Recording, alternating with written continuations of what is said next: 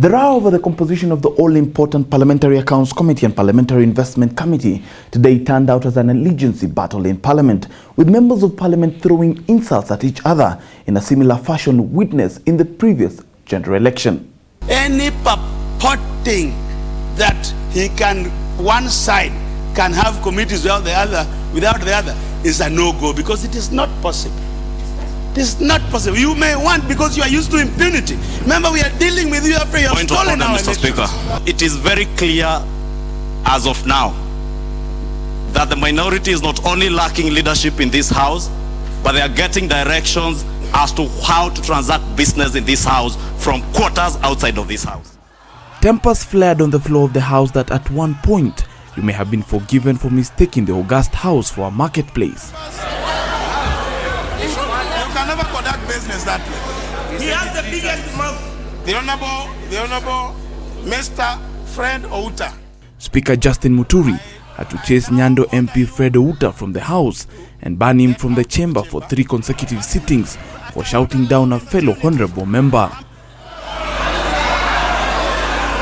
Mr. Outa. The bone of contention being membership to the all-important oversight committees, CORD, which had withdrawn its MPs from the House Business Committee, the Committee on Appointments, the Committee on Selection and the Procedure and House Rules Committee, demanded that Jubilee cedes ground on majority membership of 2 key committees, that is the Public Accounts Committee and the Public Investment Committee. We are only arguing over one member, only one single member from Jubilee. They surrendered 3. We are only saying surrender 4 and we move on.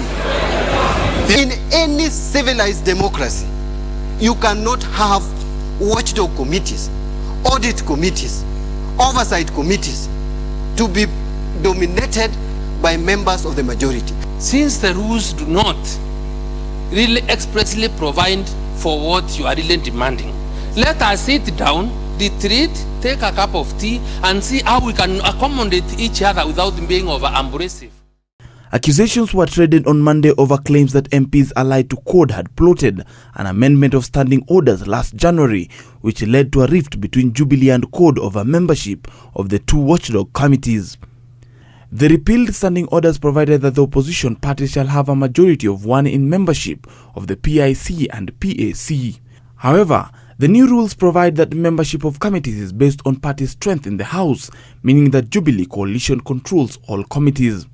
The Speaker of the National Assembly ruled that the 2 coalitions table names of MPs to the various committees and stop using political differences to paralyze House business. This move did not go down well with CORD members of Parliament, who walked out of the House citing mistreatment and dictatorship from the Speaker, Justin Muturi. For JSO at 7, I'm Shem Oluchiri.